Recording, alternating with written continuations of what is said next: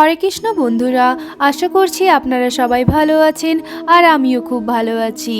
তো আজকে শর্তিলা একাদশী। এর আগের একাদশীতে আমরা শ্রীধাম বৃন্দাবনে ছিলাম। তো সত্যি সকাল থেকে আগের একাদশীর কথা খুব মনে পড়ছিল। তো এবারও আমরা সপরিবারে একাদশী পালন করেছি। তো সকালে উঠে স্নানাদি সেরে তারপরেই চলে এসেছি ভগবানের নিত্য পূজা সেবা কার্যের। তো ভাবলাম আপনাদের সাথেও সেই ভিডিওটি শেয়ার করে নিই। তো দীপ ধূপ সমস্ত কিছু পবিত্র করার পর ভগবানের আরতি করে নিচ্ছি।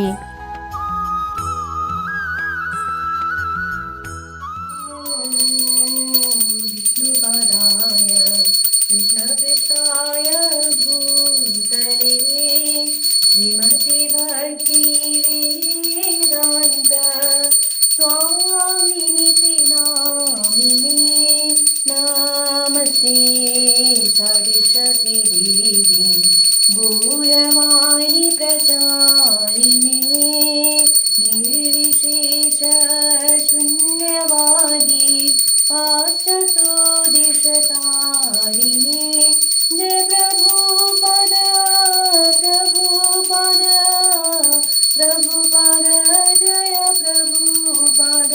তো এরপর ভগবানের চরণে ফুল দিলাম। আর এখানে প্রচুর শীত পড়ার কারণে এখন তুলসী গাছগুলো প্রায় বলতে গেলে একদম শুকিয়ে গেছে, যেহেতু একদমই রোদ ওঠে না আর অতিরিক্ত কুয়াশার কারণেই হয়তো এরকম হয়েছে। তাই তুলসী পাতা ছাড়াই ভগবানকে শুধু ফুল দিয়ে পুজো করলাম।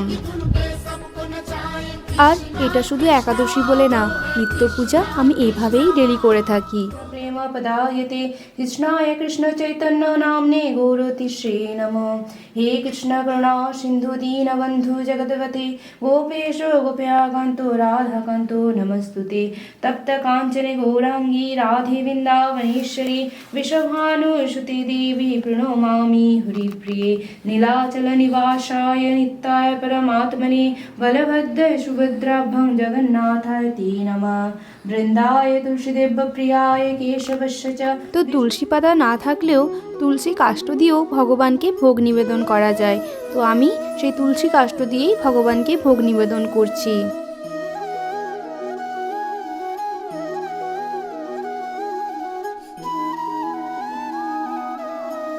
তো পুজো হয়ে যাওয়ার পর এরপর চলে এলাম সকাল সকাল ব্রেকফাস্টের জন্য। তো ব্রেকফাস্টের জন্য আজকে বানিয়েছিলাম বানানা শেক।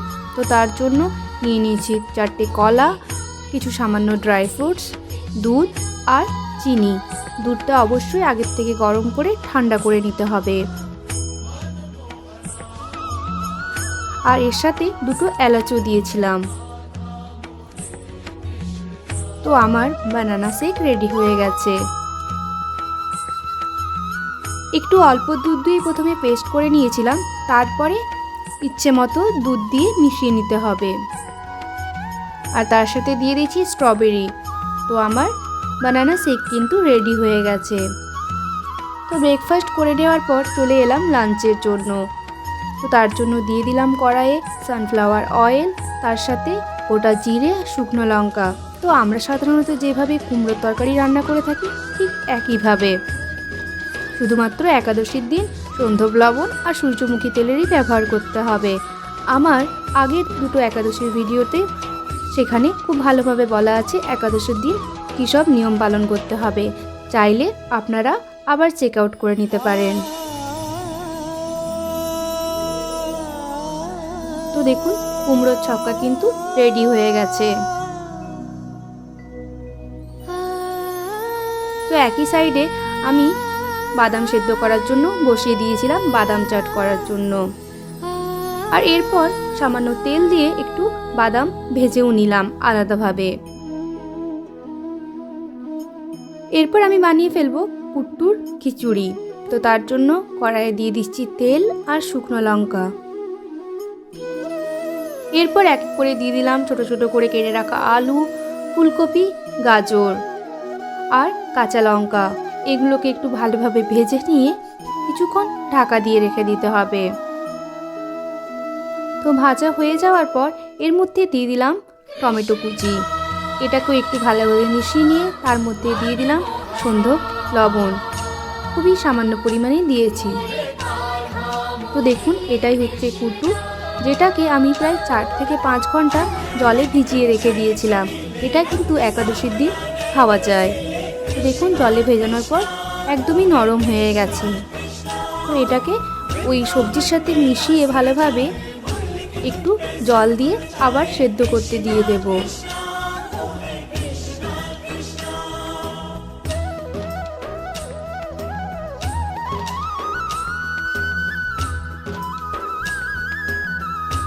এটা সেদ্ধ হতে ওই আর 15 থেকে 20 মিনিটের মতো সময় লাগবে। যদি কুট্টুটা ভেজানো না থাকে তাহলে সেক্ষেত্রে প্রেসার কুকারে দিয়েও সেদ্ধ করে নিতে পারেন। তো এরপর ঢাকা খুলে দিয়ে দিলাম আদা কুচি। আবারও ভালোভাবে মিশিয়ে নিয়ে কিছুক্ষণ ঢাকা দিয়ে রেখে দেব। আর টমেটোর চাটনি বানাবো বলে টমেটো সেদ্ধ করতে দিয়ে দিয়েছি। তো কুট্টুটা খুব ভালোভাবে সেদ্ধ হয়ে গেছে, তাই এর মধ্যে দিয়ে দিলাম ভাজা জিরের গুঁড়ো আর সামান্য ঘি এবং ধনেপাতা কুচি। আর তার পাশেই আমি গাজরের হালুয়ার জন্য কিন্তু গাজরও বসিয়ে দিয়েছি। এই রেসিপিটি আমার আগের একটি একাদশী ব্লগে আছে, সেটি চাইলে ওখান থেকে একবার চেক আউট করে নিতে পারেন। তো কুট্টুর খিচুড়ি কিন্তু রেডি। এরপর আমি টমেটোর চাটনি বানানোর জন্য টমেটোটাকে খুব ভালোভাবে মিক্সিতে পেস্ট করে নিয়েছি। আর তারপর একটা কড়াইয়ের মধ্যে দিয়ে দিয়েছি সানফ্লাওয়ার অয়েল আর আদা, যেটা আমি ঝিরিঝিরি করে কেটে নিয়েছি। এর মধ্যে দিয়ে দিলাম টমেটো পেস্টটা আর তার সাথে দিয়ে দেব স্বাদমতো লবণ। এরপরে এটা একটু ভালো করে ভেজে নেব। তো দেখুন টমেটোর চাটনি কিন্তু রেডি হয়ে গেছে, আর চাটনিটা কিন্তু খুব টেস্টি হয়েছিল। তো এরই মধ্যে গাজরের হালুয়াটাও কিন্তু প্রায় অনেকটা হয়ে এসছে। তো এর মধ্যে এরপরে দিয়ে দিলাম স্বাদমতো চিনি আর ড্রাই ফ্রুটস। চিনিটা একটু শুকনো শুকনো হয়ে যাওয়ার পর এর মধ্যে গাওয়া ঘি দিয়ে আমি গাজরের হালুয়াটা নামিয়ে নিয়েছি। আর এরপর বানিয়ে ফেলবো আলুর পকোড়া। তো তার জন্য নিয়ে নিলাম পানি ফলের আটা আর সাবুটাকে একটু মিক্সিতে গ্রাইন্ড করে নিয়েছি। তো সেই সাবুর গুঁড়োটা এটা দু চামচের মতো দিয়েছি। আর এর মধ্যে দিয়ে দিলাম আদা কুচি। চাইলে এখানে লঙ্কা কুচি আর গোলমরিচের গুঁড়োও দিতে পারেন। তো আমি দিয়েছি শুধুমাত্র জিরে গুঁড়ো আর স্বাদমতো লবণ। তো এরপরে এটাকে জল দিয়ে ভালো মতো গুলে একটা ব্যাটার করে নেব। আর তার সাথে আমি আলুটা প্রায় ওই 70 to 80% মতো সেদ্ধ করে রেখেছিলাম।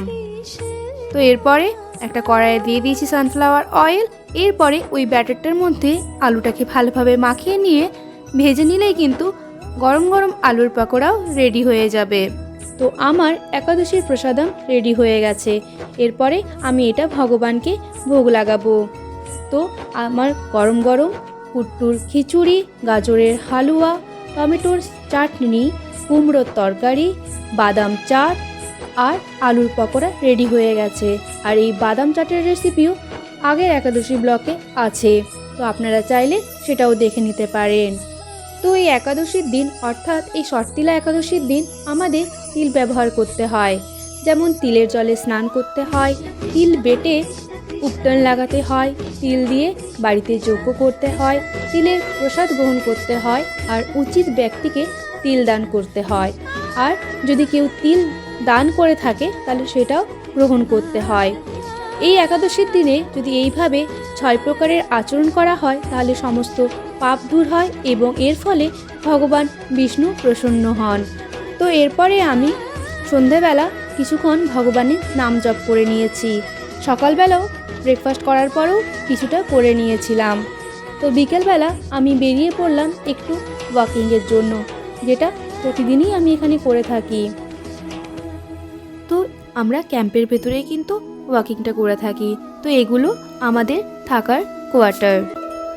তো প্রতিদিন এরকম বিকেলবেলা হাঁটতে কিন্তু বেশ ভালো লাগে, আর ছোটোখাটো একটা এক্সারসাইজও হয়ে যায়, আর তার সাথে চলে নানা রকম গল্প। তো যেহেতু ক্যাম্পে সব কিছু শেয়ার করতে পারি না, তাই কিছুটা অংশই শেয়ার করলাম। তো এরপরে বাড়ি ফিরে ফ্রেশ হয়ে সন্ধে দিয়ে দিলাম।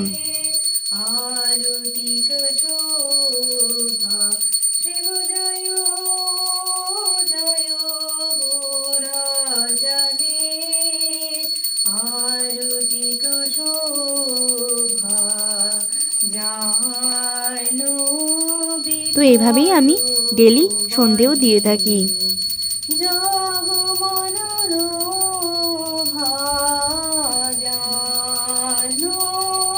তো আপনারাও চেষ্টা করবেন যাতে একাদশী করতে পারেন। একাদশী ব্রত কিন্তু সবথেকে বড় ব্রত। এই ব্রত করলে আর অন্য কোনো ব্রত করার প্রয়োজন হয় না।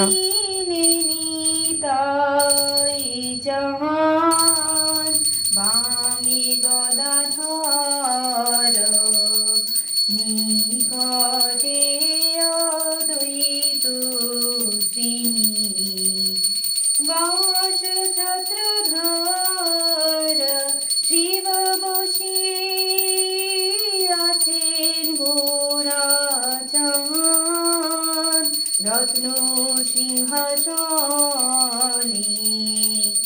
আরতি করেন ব্রহ্মা আদি দেবগণে জীবনার হরি আদি করি